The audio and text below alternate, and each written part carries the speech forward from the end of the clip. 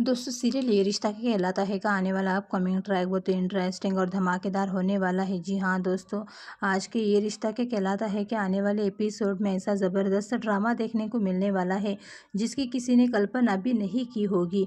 क्योंकि एक तरफ जहाँ कबीर के मिल जाने से दमानी परिवार में खुशी की लहर दौड़ जाएगी, वहीं दूसरी तरफ इसी खबर के बाद पोद्दार हाउस में एक ऐसा तूफान आएगा कि अरमान खुद पुलिस के शिकंजे में पहुंच जाएगा। लेकिन सवाल ये है कि आखिर अरमान ने ऐसा क्या किया, और सबसे बड़ा सवाल, क्या कबीर के गायब होने के पीछे अरमान का हाथ है? तो पूरी कहानी जानने के लिए वीडियो को आखिर तक जरूर देखिए। कहानी की शुरुआत होती है उस पल से जब दमानी परिवार को खबर मिलती है कि कबीर आखिरकार मिल गया है। कबीर को सामने देखकर पूरा दमानी परिवार राहत की सांस लेता है। घर में हर कोई खुश हो जाता है और कबीर से बार बार पूछा जाता है कि उसके साथ आखिर हुआ क्या था। लेकिन कबीर की हालत देखकर ऐसा लगता है कि वो अभी भी काफ़ी डरा हुआ है। वहीं दूसरी तरफ जब पोद्दार परिवार को पता चलता है कि कबीर मिल गया है तो अबीर अभी राहत महसूस करती है।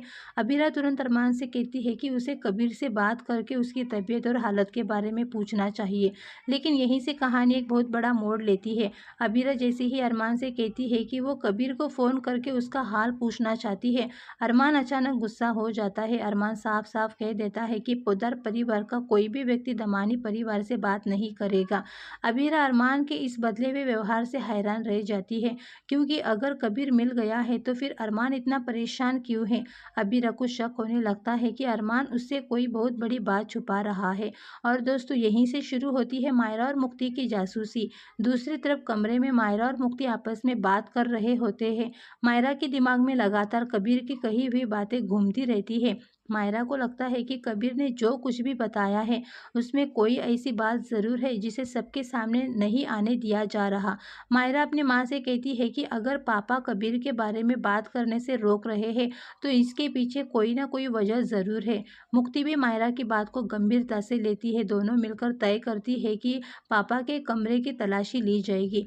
मायरा और मुक्ति जब अरमान के कमरे में पहुंचती है तो उन्हें कुछ ऐसा दिखाई देता है जिससे उनके होश उड़ जाते हैं। उन्हें वहां एक ऐसा डिवाइस मिलता है जिसमें सीसीटीवी फुटेज सेव है। मायरा जैसे ही फुटेज चलाती है उसमें कबीर से जुड़ी हुई कुछ संदिग्ध तस्वीरें दिखाई देती है। अब मायरा का शक और भी मजबूत हो जाता है। उसे लगता है कि कबीर के गायब होने के दौरान अरमान को बहुत कुछ पता था। लेकिन दोस्तों यहाँ कहानी में आता है सबसे बड़ा ट्विस्ट। फुटेज में एक दूसरा शख्स भी नजर आता है जिसने अपना चेहरा ढका रखा होता है। मायरा उस आदमी को पहचान नहीं पाती, लेकिन उसकी चाल और कपड़ों पर शक होता है। मायरा बिना समय गवाए पुलिस को पोद्दार हाउस बुला लेती है और जैसे ही पुलिस घर में पहुंचती है पूरा पोद्दार परिवार हैरान रह जाता है। अरमान पुलिस को देखकर पूछता है कि आखिर मामला क्या है। तभी मायरा सबके सामने सीसीटीवी फुटेज रख देती है। मायरा कहती है कि कबीर के गायब होने का सच अब सामने आना चाहिए। पुलिस अरमान से पूछताछ शुरू करती है। अरमान बार बार कहता है कि उसने कबीर को नुकसान नहीं पहुंचाया, लेकिन सीसीटीवी फुटेज में दिखाई दे रही संदिग्ध गतिविधियों के कारण पुलिस अरमान को हिरासत में लेने का फैसला करती है। अबीरा ये देखकर पूरी तरह टूट जाती है। उसे यकीन ही नहीं होता कि जिस अरमान पर वो सबसे ज्यादा भरोसा करती है उसी पर कबीर के मामले में शक किया जा रहा है। लेकिन कहानी अभी यहीं पर खत्म नहीं हुई है। अरमान को पुलिस लेकर जा रही होती है। तभी अबीरा को एक बात याद आती है कि उसे अरमान के कमरे से मिली चीजों में एक पेन ड्राइव भी दिखाई दी थी। अबीरा तुरंत वो पेन ड्राइव पुलिस के सामने रखती है और कहती है कि इसमें शायद कबीर के गायब होने से जुड़ा कोई बहुत बड़ा सबूत हो सकता है। पेन ड्राइव को जब खोला जाता है तो उसमें एक वीडियो मिलता है। वीडियो देखकर हर किसी के होश उड़ जाते हैं, क्योंकि उसमें कबीर को उस जगह जाते हुए देखा जाता है जहां से उसके गायब होने की शुरुआत हुई थी। लेकिन वीडियो का सबसे बड़ा राज आखिरी कुछ सेकंड में सामने आता है। पुलिस अब कबीर को भी सामने बुलाती है। कबीर से पूछा जाता है कि उसे आखिरी बार किसने देखा था। कबीर पहले तो चुप रहता है, फिर वो कहता है कि उसे एक शख्स ने वहां बुलाया था। पुलिस पूछती है कि वो शख्स कौन था। कबीर जैसे ही उस व्यक्ति का नाम लेने वाला होता है उसकी नज़र अरमान पर पड़ती है और वो अचानक चुप हो जाता है। अबीरा ये देखकर हैरान रह जाती है। उसे लगता है कि कबीर अरमान को पहचानता है, लेकिन तभी कबीर एक ऐसी बात कह देता है जिसे पूरा केस पलट जाता है। कबीर बताता है कि जिस व्यक्ति ने उसे फंसाया था उसने बिल्कुल अरमान जैसी जैकेट पहन रखी थी। अब पुलिस को शक होता है कि किसी ने जानबूझकर अरमान को फंसाने की कोशिश की है। और दोस्तों यहाँ मेरी सबसे बड़ी ट्विस्ट थ्योरी आती है।